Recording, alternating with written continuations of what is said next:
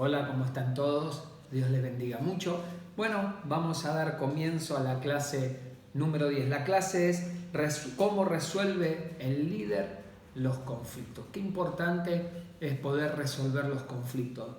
Los conflictos siempre hay que resolverlos. Nunca podemos agarrar y decir, bueno, hacemos la vista a un costado y dejamos los conflictos que sigan aconteciendo o creer que el tiempo va a terminar con los conflictos. Como líderes tenemos que tener la capacidad de poder resolver todos los conflictos. Dice la materia, la introducción, dice: cuando el enemigo ataca tu liderazgo, usa la burla, el desaliento y los peligros. Pero otra línea de ataque que utiliza incluye los conflictos internos, la división, la discordia. Son más eficaces o traen más problemas muchas veces que los conflictos externos. Satanás está siempre ahí atento para traer una división, una discordia dentro de una casa, dentro de un trabajo, dentro de la iglesia mismo. Satanás está siempre esperando y buscando generar un conflicto para que haya una división. Mirá qué tremendo lo que dice Marcos, capítulo 3, versículo 25. Dice: y si una casa está dividida contra sí misma, tal casa no puede permanecer. Donde hay una división, seguramente no hay crecimiento, no hay respuestas, no se puede vivir de una manera pacíficamente, sino que las personas o el grupo ese donde están reunidos están esos conflictos. Por eso necesitamos saber resolver esos conflictos. Y vamos a leer Nehemías, capítulo 5, del versículo 1 y 2. Anda buscándolo ahí en tu Biblia. Y Nehemías nos cuenta toda una historia, ¿no? Lo que venía pasando en el pueblo. Y es interesante ver cómo Nehemías se puso al frente de la batalla y empezó a resolver los conflictos. Dice así el versículo 1 y 2, dice: entonces hubo un gran clamor del pueblo y de sus mujeres contra sus hermanos judíos. Había quien decía: nosotros, nuestros hijos y nuestras hijas somos muchos, por tanto hemos pedido préstamos, dice, grano para comer y vivir. Dice: si ellos estaban haciendo la obra del Señor, ¿por qué permitió hambruna? El hecho de cumplir la voluntad de Dios no nos exonera de los problemas comunes de la vida. El propósito de Dios con nosotros es que crezcamos siempre. Muchas veces este puede ser un conflicto. Si yo estoy haciendo la obra de Dios, ¿por qué tengo tal necesidad? Y yo siempre tengo una respuesta, ¿no? Que el hacer la obra de Dios, el buscar a Dios, no quiere decir o no implica que no vamos a tener los problemas de la vida. Yo creo, o enfrentar los problemas de la vida. Yo creo que aún, por más que uno sirva o no sirva a Dios, los problemas de la vida siempre van a acontecer. Lo interesante es saber que cuando Dios está con nosotros, nos hace vencedores y victoriosos. Nehemías dice en el versículo 3 y 4: y había quienes decían: hemos empeñado nuestras tierras, nuestras viñas y nuestras casas para comprar grano a causa del hambre. Y había quienes decían: hemos tomado préstamos, dinero para el tributo del rey sobre nuestras tierras y viñas. Otro problema eran que los impuestos, dice, eran elevados. Aquella gente pedía dinero, préstamos para pagar sus impuestos. Estaban tan metidos con sus deudas que estaban obligados a entregar a sus hijos para que trabajaran como esclavos. Se estaban explotando entre ellos en lugar de ayudarse y darle a los pobres. Había una total desconsideración, había el infortunio de los demás. Esta conducta era contraria a la ley, ¿no? En Éxodo, ¿no? Dios había hablado al pueblo que no tenían que hacerse préstamos entre ellos de dinero, ¿no? Usando la usura, ¿no? Eso estaba violando, ¿no? Abiertamente la voluntad de Dios, ni aún esclavizándolos, ¿no? Ahora, qué tremendo leer estos pasajes y ver que quizás esto mismo hoy pasa en nuestra actualidad, ¿no?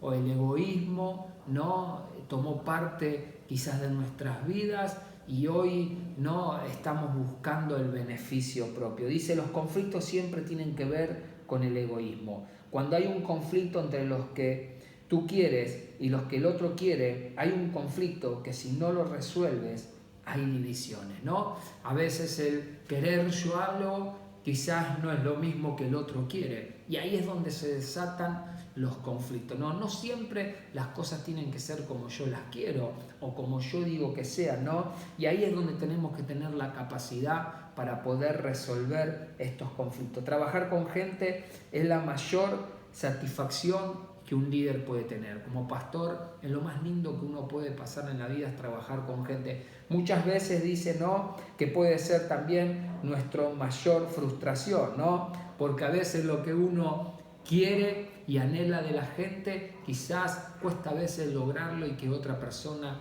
lo pueda entender, ¿no? Pero no deja de ser apasionante y ser algo, ¿no?, que es hermoso poder trabajar con las personas. Ahora, ¿cuál es la solución para los conflictos? Dice, Nehemías sabía que tenía un problema en sus manos. Se estaba explotando y peleando unos con otros entre las familias, y cuando estamos peleando entre nosotros, el equipo se destruye. Si en una casa todos no tiramos para el mismo lado, es imposible poder crecer. Si en un equipo de fútbol no jugamos todos para el mismo lado, es imposible generar una victoria, alcanzar un triunfo en un partido, ¿no? El versículo 6 del capítulo 5 sigue diciendo, y me enojé en gran manera cuando oí su clamor y estas palabras, ¿no? Que un líder, ¿no?, cuando ve la amenaza en el grupo, tiene que tomar el lugar que le corresponde, ¿no? Tiene que saber resolver este conflicto.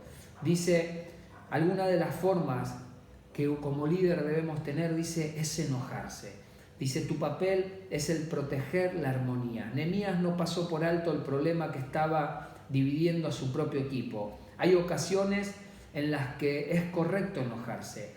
Si me acompañás a Efesios, quizás vos de ahí decís, el pastor se está volviendo loco, entonces me puedo enojar. No, hay maneras y maneras de enojarse. Mira lo que dice Efesios. Acompáñame ahí un segundito. Efesios, dame un segundo, capítulo 4, versículo 26. Dice, airaos, pero no pequéis. No se ponga el sol sobre vuestro enojo. Que cuando uno nos enojamos porque hay un conflicto que hay que resolver, no está mal. El problema es cuando ese enojo toma posesión de mi vida y arma una ira y es un descontrol. Ahí estaríamos pecando. O cuando nuestro enojo dura, ¿no? Lo que está diciendo acá, que tu enojo no te dure hasta el otro día, no te dure varios días. Entonces, enojarse de esta manera y decir, no basta, yo tengo que resolver este conflicto, no estaría mal. Dice, tú te puedes enojar sin pecar. Hay una clase de ira correcta y otra incorrecta. Tú debes conocer la diferencia. Él no estaba motivado por una revancha. Estaba furioso al ver que su egoísmo y su codicia podrían llevar a detener todo el proyecto de reconstrucción de los muros. Como pueblo de Dios necesitamos enojarnos con el pecado. Él lo que estaba viendo era que lo que ellos estaban haciendo iba a tirar por la borda todo lo que estaban logrando y lo que querían reconstruir para no ser conquistados por el enemigo, ¿no?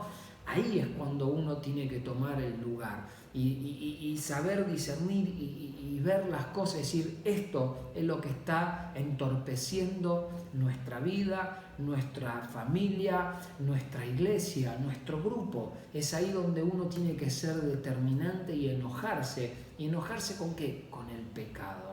No, es ahí donde uno tiene que decir, no, hasta acá llegaste, más de acá no vas a avanzar, porque yo me voy a poner al frente y voy a resolver este conflicto. Segundo paso, dice, tomate tiempo para reflexionar.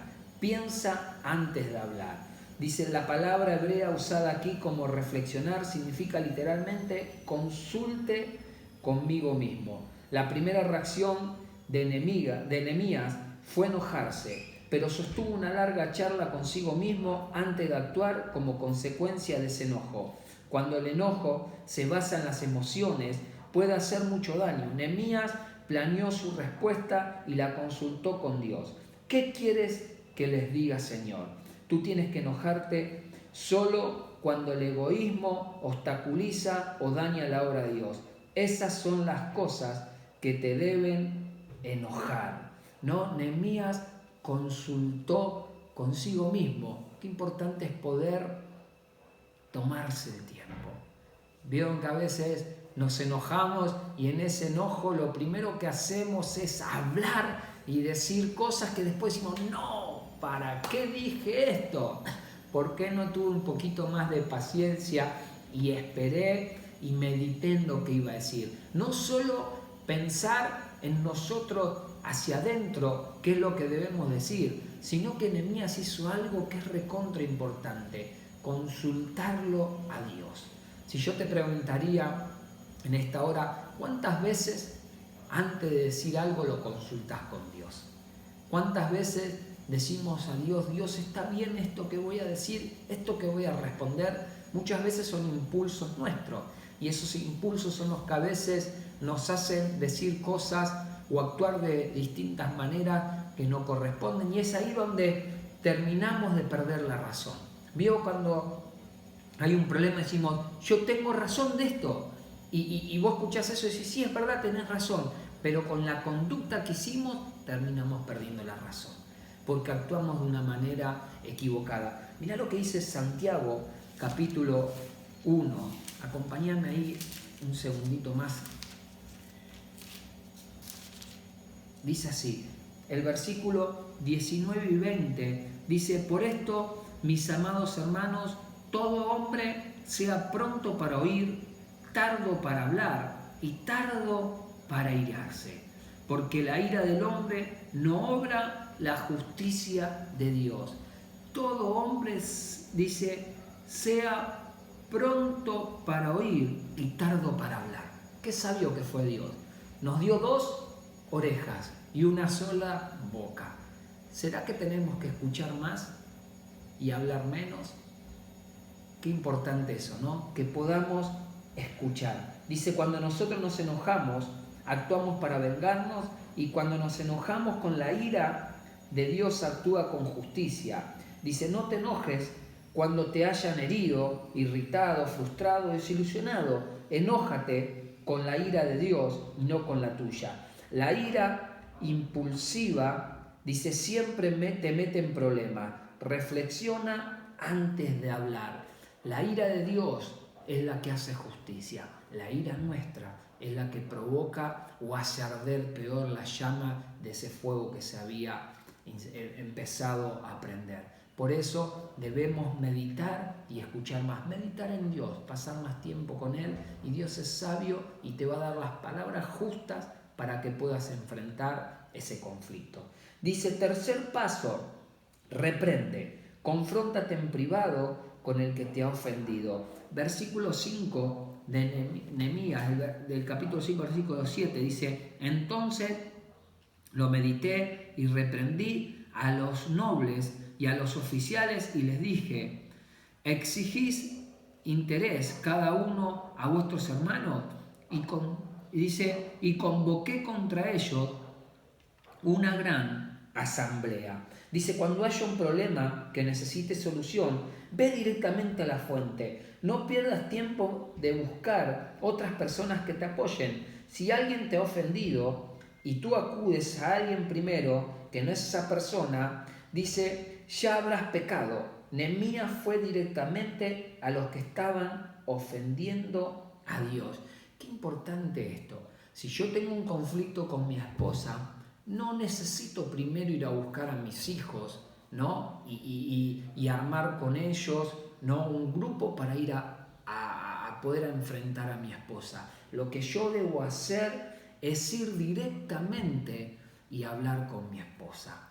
Eso sería un acto de no pecar, de buscar, ¿no?, lo que Dios te manda hacer, ¿no? Es decir, yo voy y confronto primeramente a la persona. Y esta es la forma que Jesús dijo de canalizar los conflictos. Nadie quiere causar pensamientos negativos, sin embargo, algunas veces es necesario enfrentamiento por el bien de todos. Si no te enfrentás al problema, empeorará. Los líderes deben tener el valor para confrontar. Es necesario que desarrolles esa habilidad, decir la verdad con amor. Esto exige valentía. Ni siquiera Dios puede agradar a todo el mundo, y esto es una realidad. No todo, ¿no? Dicen, uy, Dios es lo más lindo que hay, cuando sabemos que lo es, ¿no? Pero a veces el confrontar es algo que a veces nos cuesta. A veces prefiero decir, no, está bien, dejémoslo así. ¿No se habrá dado cuenta? No, debemos confrontar, porque eso se va anidando en nuestro corazón. Entonces, hoy lo dejamos pasar. Uy, no me saludo. No, seguramente ahí empiezan las maquinaciones. No, no me saluda por esto. No, porque seguro está enojada conmigo. No, porque hizo esto. No, y nada que ver. Quizás la persona tuvo una distracción, no se dio cuenta. Entonces, qué interesante sería ir a la persona y decirle, ¿te pasa algo? Mira, te noté de esta manera o de esta otra manera. Eso es poder ir directamente y confrontar. Nehemías lo que hizo fue confrontar. No fue hacer la vista, la gorda, la vista a un costado. Fue confrontar. Cuarto paso, dice determinación. Dice, enfrentate en público a las divisiones públicas. El versículo 7 y 8 dice, entonces lo medité y reprendí a los nobles, a los oficiales, y dice, existe interés cada uno en vuestros hermanos, y convoqué contra ellos una gran asamblea. Y les dije, nosotros según nuestras posibilidades rescatamos a nuestros hermanos judíos que habían sido vendidos a las naciones, y vosotros vendéis aún a vuestros hermanos y serán vendidos a nosotros. Y callaron, pues no tuvieron qué responder. Si se trata de un pecado personal, confiésalo personalmente a Dios. Si se trata de un pecado privado entre tú y otra persona, confiésalo en privado. Si has ofendido a toda una comunidad, tendrás que enfrentarte a ella en público. Lo que había dicho en privado a los ofensores necesitó un gran valor para enfrentar a los líderes de la ciudad. Estaba reprendiendo a los mismos de los que debía depender para costear la reconstrucción de los muros. Él se estaba arriesgando, pero era lo que debía hacer. Aún así, eso significaba paralizar la obra de los muros durante unos cuantos días. Esto muestra la integridad de Nehemías. ¿Qué quiere decir esto? ¿Cuántas veces pensamos y decimos, no, pero si yo le digo a esta persona esto, lo confronto, quizás esto me va o no me va a dar más esto que me está dando, o no va a ser más lo otro? Nehemías no le interesó aún que a los que confrontaba eran los que costeaban todo el dinero para poder seguir haciendo los muros. Él no tuvo reparo en eso. Él lo que hizo fue ser justo. No mezcló sentimientos, no mezcló conveniencias, sino él sabía que el conflicto él lo tenía que parar. Él lo tenía que confrontar y resolver. Así sea el que más hacía o el que más daba o el que más... No, él lo tenía que solucionar. No debemos medir, o buscar nuestra conveniencia. Los conflictos hay que corregirlos. Las personas que se están equivocando hay que confrontarlas, hay que corregirlas y volverlas a encaminar en la senda como corresponde.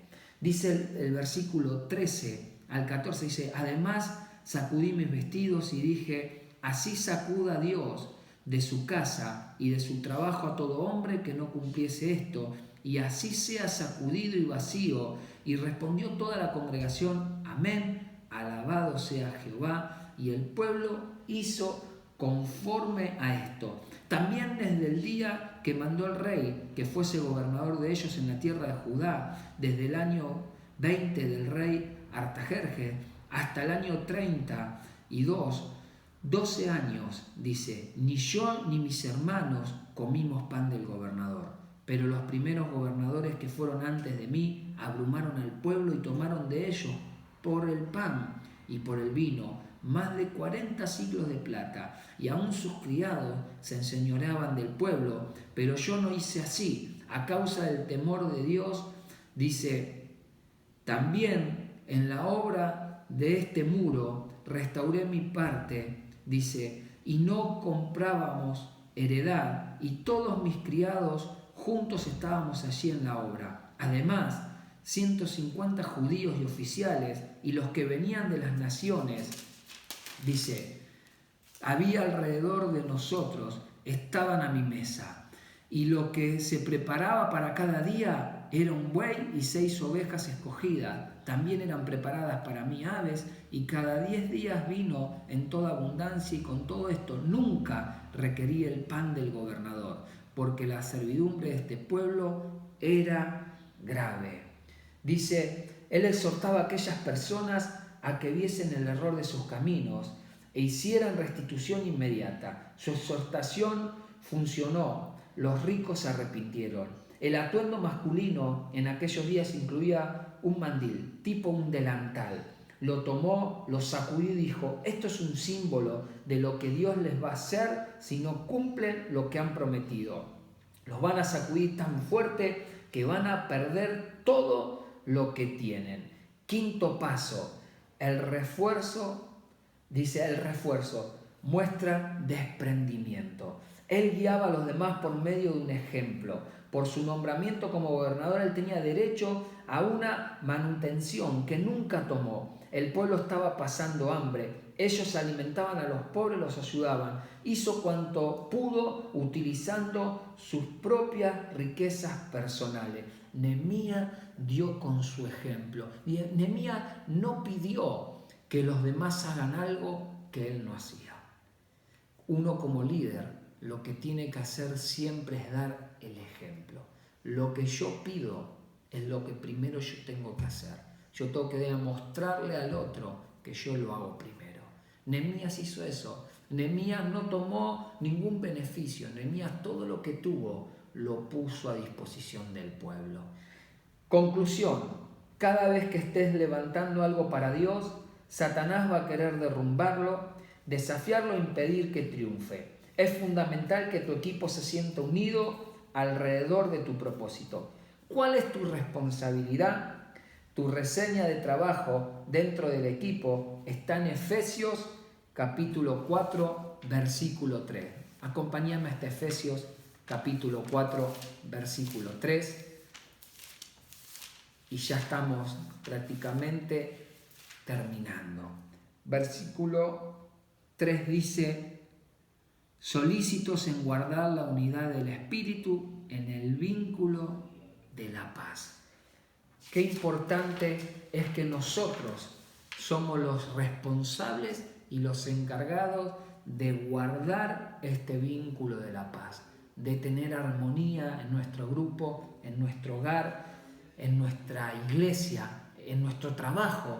Como líderes somos responsables de mantener esto. Dice, para que seas un líder eficaz, tu prioridad máxima consistirá en fomentar la unidad y la armonía dentro de tu grupo, familia, negocio e iglesia. Las dificultades, recordá esto, siempre van a existir. No hay iglesia perfecta. No busques la iglesia perfecta porque no la vas a encontrar. No existe iglesia perfecta porque cuando estamos nosotros, ingresamos nosotros, dejó de ser perfecta porque todos estamos camino a la perfección. Dice en los 5 primeros capítulos del libro de Hechos, se usan 10 veces expresiones como unos a otros y en armonía.